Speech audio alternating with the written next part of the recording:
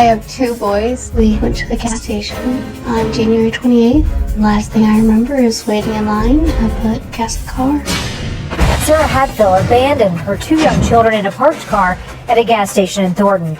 This was absolutely abnormal, out of character. About 3:30 in the afternoon, I got a phone call from Thornton Police telling me that they had my boys in custody and that Sarah was missing. The police officer told me that the boys were found in a van abandoned at a gas station near our home. It was very cold, windy, with the wind chill. Temperatures were below freezing that day. When I arrived at the hospital, the boys were in police custody. I was at that point certain that something had happened to my wife. I was mentally preparing myself that they had found my wife lifeless in a field somewhere. When we left the hospital, right around midnight, I received a phone call from Sarah. She was crying, she was frantic. She said, "I don't know how I got here. I really don't know where I am. I don't know what's going on. I need you to come get me." I came to. The next thing I was remembering, it was dark outside and I was walking down the street. I had no idea where I was. It was really scary. Sarah was missing for 13 hours and she was found 13 miles away. My legs hurt, my back hurt, my head pounding.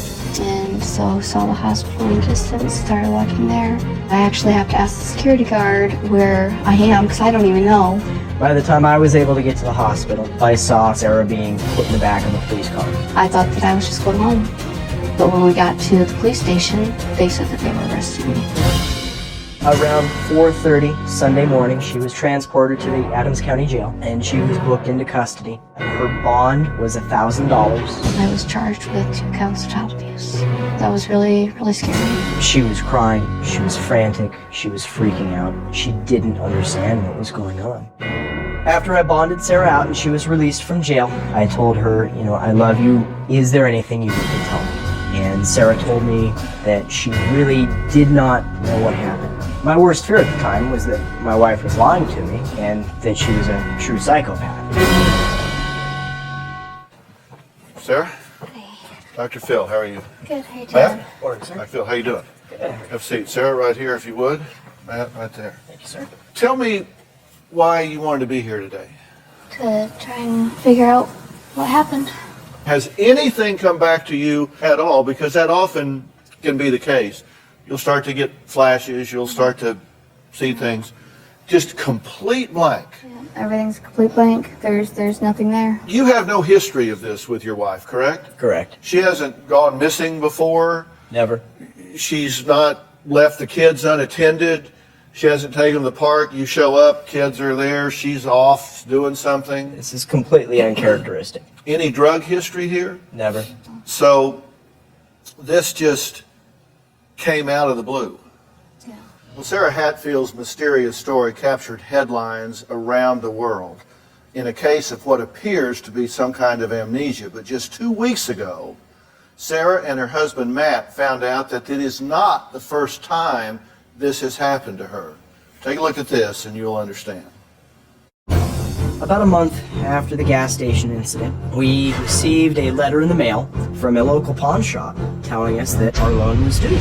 I asked her, "What did you pawn?" She says, "What are you talking about? I didn't pawn anything." I had absolutely no memory of it, and so we went down to the pawn shop. The manager basically told Sarah, "Well, you pawned some jewelry." The manager had told me that they do in fact have video surveillance, and it definitely appeared to be Sarah on the video. I could not believe it was me. That was the first time that I'd ever walked into that shop. I was extremely shocked. I was a little taken aback. Sarah had pawned 2 necklaces and a ring, all of which had sentimental value to her, and she had received $125 cash. We have no idea where the money went. There's other stuff missing from our home. An MP3 player, the gun's gone missing. We have no idea what happened to that gun. It has never been located. But I believe she did do something with it. After the pawn shop incident, I began to be a little more suspicious and doubtful of her truthfulness and honesty. As Sarah's husband, I believe it's my responsibility to give her the benefit of the doubt. But when you have evidence like that slapping you in the face, you kind of have to question things. I've always been desperate to find the truth. Is this time to tell us what you haven't told us so far? Do you know something that you're not telling us? And if that's the case, let's deal with whatever led to that bad decision. Let's get your feet back on the ground. Let's get you home with your kids, and let's put all this behind us. And so I'm asking you carefully, sincerely, to think about that and tell me if you know more about this than you're letting on. Yeah. I've been honest from the beginning, and I've told everybody everything I've known. And, I've never had anything to hide. If someone wants to know something about me, all they have to do is ask. And Sarah, I'm not accusing you. I'm trying to help you here because I'm telling you something. If this continues along this route and you're lying, every step you take, every small step you take is a mile from getting back to where you need to be. People make bad decisions. If you're one of those people, then own that, let's fix it, and let's move on. And there are inconsistencies in this that disallow a lot of the alternative diagnoses. that's why we're trying to figure out what it is. Because we don't know what it is, and we don't know how to find out what it is. You have a theory that she was taking Ambien, and she stopped taking it, and that there are known side effects to the use of Ambien. So we consulted a clinical psychologist and sleep specialist, Dr. Michael Bruce. And so Dr. Bruce is joining us via Polycom right now. Thank you so much for joining us. Let's ask you first to weigh in on the theory that this could be an abreaction, a side effect to the use or abrupt disuse of Ambien. It wouldn't make sense based on her pattern of use. The Ambien was prescribed in November, and she was given a prescription for 30 pills, and she reported that she didn't use those pills every night. She used them every other night. So one of my biggest questions here, or thoughts about the idea that could it be the Ambien, it wouldn't make sense to me because, number one, you weren't using it every night, and for any of the reactions that we've ever seen with a medication like Ambien, usually it's somebody who's on it consistently, meaning every single night, for multiple nights in a row, which wasn't really the case for you. In my clinical opinion, I do not see this as an Ambien reaction. So my theory was Ambien probably didn't do this. What I was looking at is the potential of a psychogenic fugue and or some type of prescription drug or some type of drug influence here, either known to the patient or potentially unknown to the patient. Well, expert polygraph examiner Jack Tremarco conducted this exam. You sat and talked with Jack for an extended period of time, right? Yeah. How did that go? Okay. Were you comfortable with him? Did you feel like he knew what he was doing? Yeah. Well, here are the questions he asked you. Other than what you told me, do you remember details on January 28th of 2012 from the time you left your boys in the car until you telephoned your mother that night? No. And you answered? No. And the second question is, other than what you told me from the time you left your boys in the car on January 28th, 2012, until you telephoned your mother that night, do you recall any events? No. And you answered no. Correct. All right. The results of the test are that you were conclusively deceptive. What? That you were conclusively deceptive. It was not a close call. That when he asked you, do you remember things other than what you've told me? You said, no, I do not.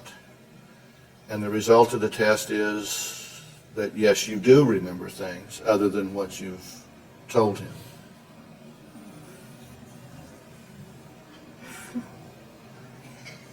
But besides what we talked about, I don't remember anything, so...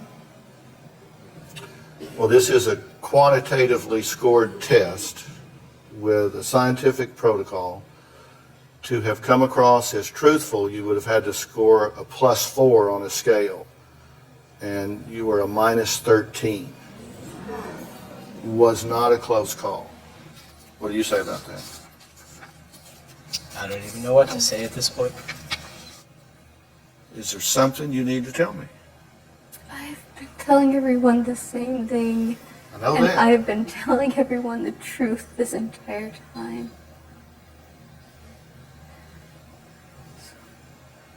There's nothing else I can add. So there's nothing for me to help you with. Unless we can figure out what's causing it. Because I don't mean this egotistically, but I am a formidable ally. You know that. But I cannot help you if you don't confide in me.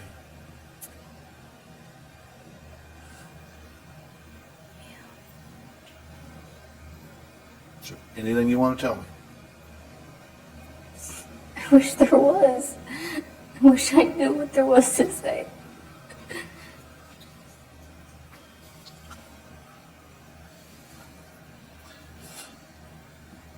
Anything you want to say before I conclude this conversation?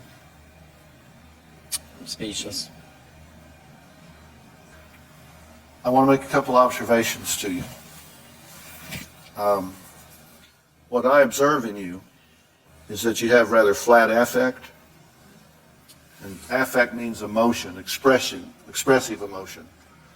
And you're rather flat, okay? And that can come from a lot of things. It can come from being depressed. It can come from different types of attitude and adjustment. It can come from drugs. It can come from a lot of things. I don't think you're on drugs. And I've watched you for that very carefully during this last hour. But I do think emotionally you're under a lot of stress, you're under a lot of pressure, and you're kind of shutting down. Lately, yeah. And, you know, when you dissociate, and dissociate means exactly what it sounds like. You know, you associate with somebody or you dissociate. And you associate, you dissociate. And sometimes you dissociate to the point that you lose time, you lose places. That's a possibility. But there's almost always some recall. There's some recollection, even though there's not control. You don't have the ability to not do it. But you're not telling me that. You're telling me I have zero, zip, nada, nothing recall about any of these 13 hours at all. So I pretty much have to discard that. This polygraph is not admissible in court. They can't use it against you. I can use it against me. Pardon me? I said I can use it against me. What do you mean? Just makes me feel worse. Because I don't know what I'm missing. We're going to continue to support you in trying to figure that out. I'm going to get you some professional help that's going to work with you on this to try to unravel this on an ongoing basis. If they need to testify on your behalf, I'm sure they will, to talk about what they learn and find out from this. But I'm going to get you someone to continue to support you in this manner, because I don't know what happened here. Yeah, that's rough. I definitely don't think that Dr. Phil is the doctor for her. I think it's sad that, yes, saying she's depressed and what she's dealing with, that she's on national TV pouring her tears out, right? That's just not it. And you're gonna literally go, you failed the polygraph test, and let her get upset about it, and then go, we're gonna get you some help. Like, what an awful, that's an awful program. Awful. All the way around awful. Awful for this girl, awful for the children, awful for their marriage, awful for all of it. Not the help they needed. And also the show was just not driven. You just made it seem like it was all her fault. And then at the end, we don't know what's going on, we'll get you some help. Not a fan. Not a fan at all. Leave comments. Let's talk about it.